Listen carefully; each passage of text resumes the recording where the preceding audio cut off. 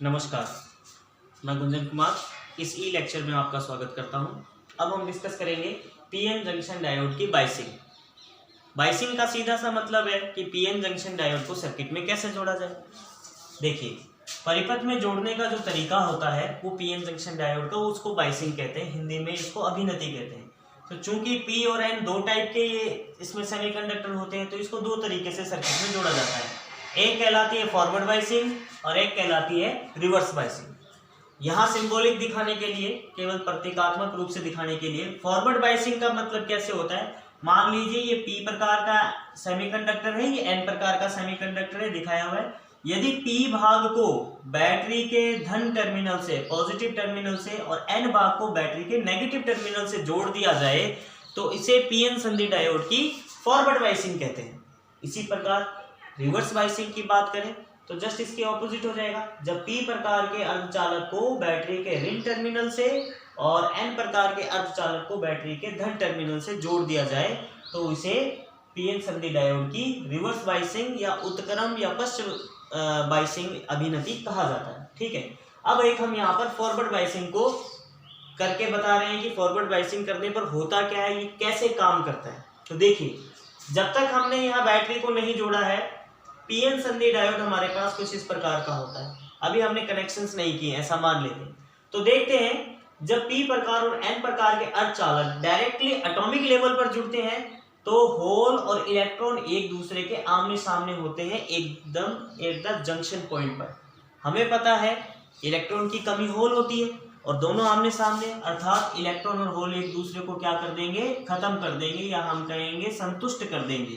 तो इलेक्ट्रॉन और whole junction के ऊपर एक दूसरे को संतुष्ट कर देते हैं और एक ऐसा क्षेत्र बनाते हैं जहां पर कोई भी मुक्त आवेश वाहक फ्री चार्ज कैरियर नहीं होता है। ठीक है, अब देखेंगे सांद्रता के अंतर के कारण, अभी हमने ये माना हुआ है कि बैटरी नहीं जुड़ी हुई, ठीक है, उसी कंडीशन में क्या क्या हो सकता है वो बता रहा हूं। अभी हम देखेंगे सांद्रता के अंतर के कारण। सांद्रता का अंतर कैसे, जैसे एन टाइप सेमीकंडक्टर है, यहाँ मेजॉरिटी चार्ज कैरियर्स कौन है, इलेक्ट्रॉन्स।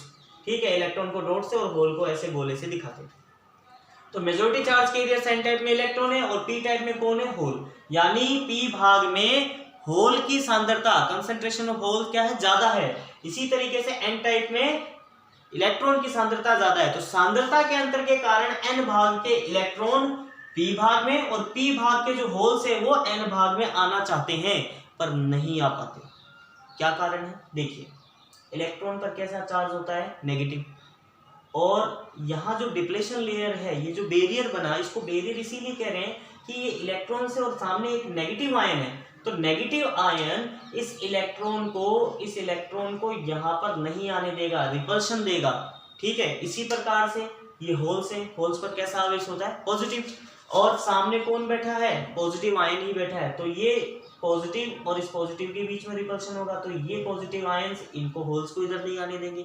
और हमें ये पता है कि जब तक कोई भी चार्ज कैरियर डिवाइस के अंदर वन पॉइंट से लेके वापस उसी एंड पॉइंट पर ना आए, तब तक हम ये कह ही नहीं सकते कि ये काम कर रहा है। इट मीन्स कोई भी चार्ज कैरियर उसको पूरी डिवाइस को पार करना ही पड़ेगा, तभी हम कह सकते हैं उसमें करंट फ्लो हो रहा है, अदर दैट इज कि वो काम कर रहा है। ठीक है, अब हम इसकी बाइसिंग करते हैं। बाइसिंग जैसे कि हम फॉरवर्ड बाइसिंग को समझा रहे हैं, अभी इसके अंदर हम फॉरवर्ड बाइसिंग को समझा रहे हैं, तो हम क्या बता रहे हैं कि भाई पी टाइप सेमीकंडक्टर को बैटरी के पॉजिटिव से और एन टाइप सेमीकंडक्टर को बैटरी के नेगेटिव से जोड़ दिया है। तो अब बिल्कुल सिंपल सी थ्योरी है हमारे पास। हमें पता है सेम चार्जेस एक दूसरे को रिपेल करते हैं, समान आवेश एक दूसरे को प्रतिकर्षित करते हैं। तो देखिए, बैटरी का धन टर्मिनल इन होल्स को क्या करेगा, प्रतिकर्षित करेगा। तो होल प्रतिकर्षित होकर कहाँ जाना चाहेंगे, इस संधि की ओर जाना चाहेंगे। होल्स यहाँ पे संधि की ओर जाना चाहते हैं। इसी तरीके से जो बैटरी का नेगेटिव टर्मिनल होता है वो बेसिकली तो इलेक्ट्रॉन भेजता है, या हम इसको दूसरे शब्दों में कह सकते हैं कि नेगेटिव टर्मिनल यहाँ जो पहले से उपस्थित इलेक्ट्रॉन है इनको क्या करेगा, रिपेल करेगा, प्रतिकर्षित करेगा। तो ये इलेक्ट्रॉन प्रतिकर्षित होकर कहाँ जाएंगे, ये इलेक्ट्रॉन प्रतिकर्षित होकर हमारे पास यहाँ संधि की ओर जाएंगे।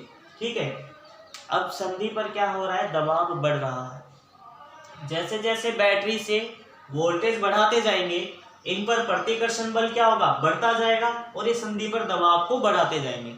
एक कंडीशन ऐसी आएगी कि जब यहाँ पर बैटरी द्वारा आरोपित जो पोटेंशियल है वो बैरियर पर जो पोटेंशियल है VB, ठीक है, उससे ज्यादा हो जाए। उससे ज्यादा होते ही हम कहेंगे ये अवक्षय परत क्या होगी, टूट जाएगी या खत्म हो जाएगी, और बहुत सारे n भाग के इलेक्ट्रॉन p भाग में और p भाग के बहुत सारे होल्स जो है वो n भाग में एंटर कर जाएंगे और फिर विपरीत टर्मिनलों पर आकर्षित होकर पहुंचेंगे और सर्किट को कंप्लीट करेंगे। इसी बात को हम और दूसरे तरीके से बोले तो ऐसे कह सकते हैं कि E ग्रेटर देन EB हो जाए। इट मीन्स E यहाँ पर देखिए अप्लाइड एक्सटर्नल इलेक्ट्रिक फील्ड है और EB यहाँ पर ये जो बैरियर इलेक्ट्रिक फील्ड है वो, ठीक है। तो जैसे ही आरोपित बाह्य विद्युत क्षेत्र का मान बैरियर पर उत्पन्न विद्युत क्षेत्र से ज्यादा हो जाता है, हम कहते हैं अवक्षय परत टूट जाती है और n भाग के बहुत सारे इलेक्ट्रॉन p भाग में और p भाग के बहुत सारे होल n भाग में आ जाते हैं, जहां वो विपरीत इलेक्ट्रॉन, देखो इलेक्ट्रॉन अगर पहुंचकर यहाँ आ गए, यहाँ आने के बाद वो बैटरी का धन टर्मिनल है, तो यहाँ वाले जो इलेक्ट्रॉन्स हैं, ठीक है, यहाँ जो इलेक्ट्रॉन ये जो इलेक्ट्रॉन पार करके यहाँ पर आएगा, ठीक है, ये आके यहाँ पर जब आएगा तो ये क्या होगा, बैटरी के धन टर्मिनल से आकर्षित होगा। तो ये इलेक्ट्रॉन्स जो हैं वो इस तरीके से यहाँ पर फिर यहाँ ऐसे करके आएंगे इलेक्ट्रॉन और यहाँ पर पहुँचेंगे। इसी तरीके से होल की जब बात करते हैं तो यहाँ बहुत सारे होल जब इकट्ठे हो जाएंगे, ठीक है, ये यहाँ से जो क्रॉस करके आए हैं, ये जो होल ऐसे क्रॉस करके जो पहुँच रहे हैं, तो होल